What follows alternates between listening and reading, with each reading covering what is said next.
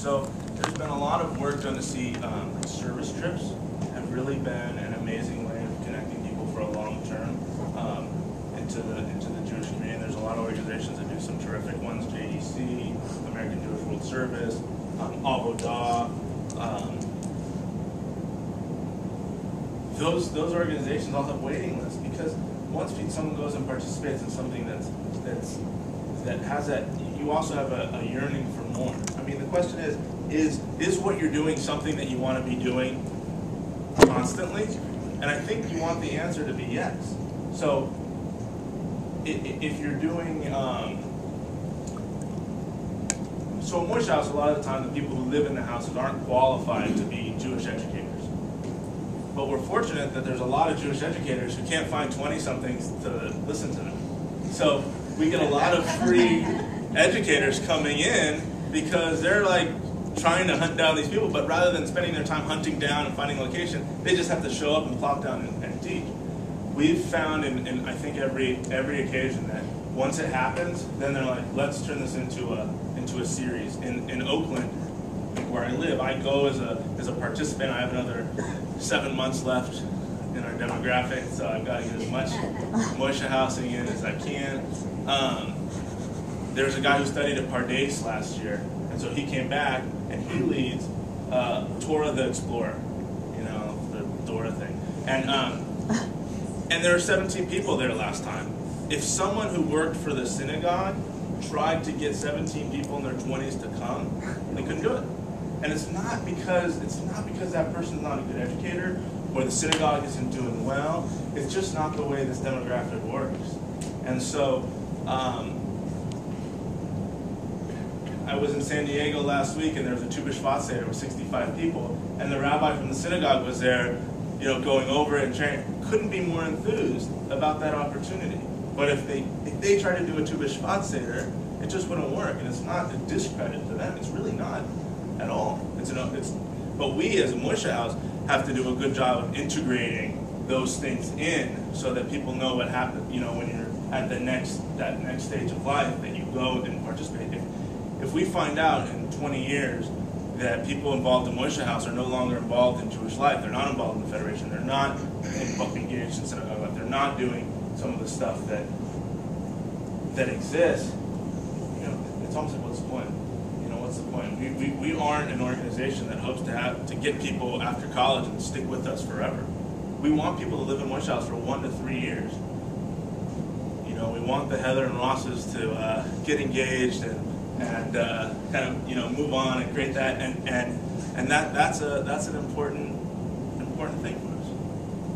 Yeah. Jerry Bryan, I'm president of the St. Louis Jewish Community Relations Council.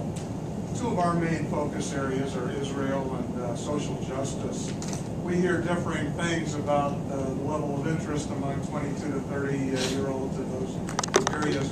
What can you tell us about that? What kind of substantive programs in those areas have seemed to resonate with your participants? Social justice is interesting. There's a new organization that started called Repair the World. It's an umbrella organization.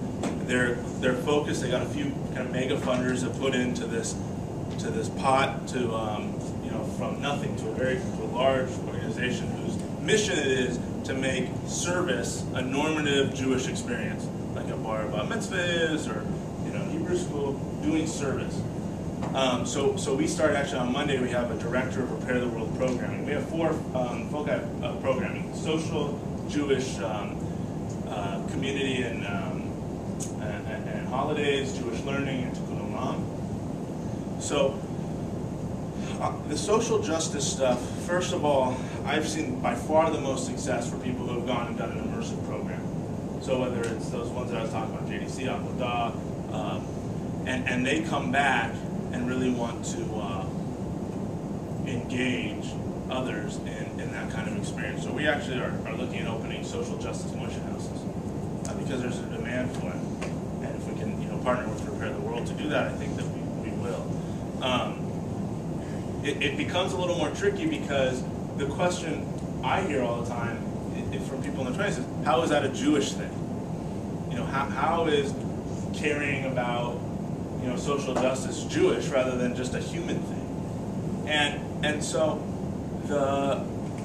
what we do is not try to debate that, but look at it all through a Jewish lens.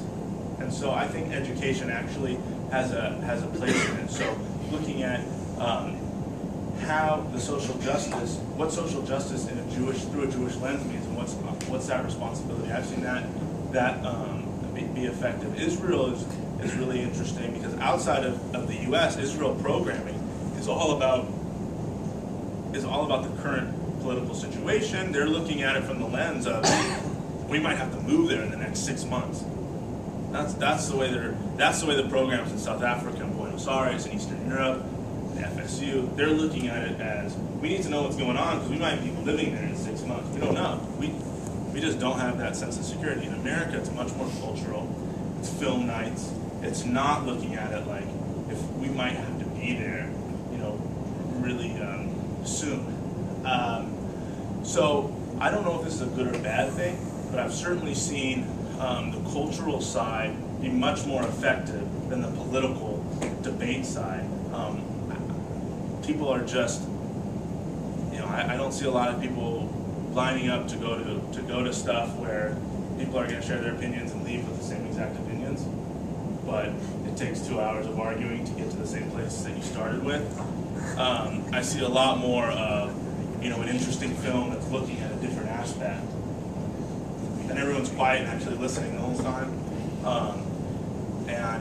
and then also participating with what exists already. So if there's an Israel fair, going and participating, and what's already happening in the community.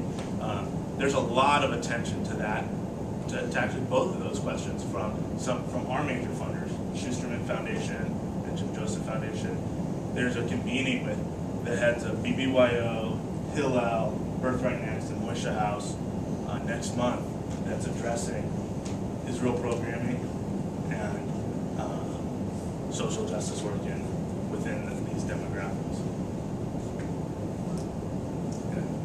Comment and a question. This is totally anecdotal, but I'm somebody who's rapidly aging out of a 25 to 45 demographic, and I wonder what's happening with the Jewish community, with the younger Jewish community. I work at the St. Louis Zoo, which is by no means a Jewish organization. Yeah, but you have Jordan. You say I'm the Jew at the zoo, but we have two young people working at the zoo. One lives at Moishe House. Yeah. Another just got back from Birthright last week.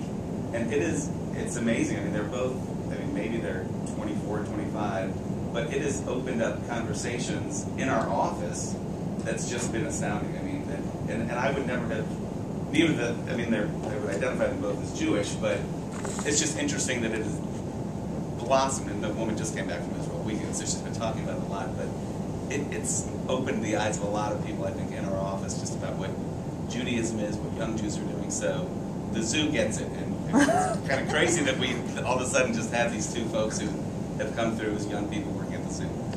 The question is, does Moishe House do any intergenerational, do they bring the seniors in for any programming once, twice a year? Because I think there's a lot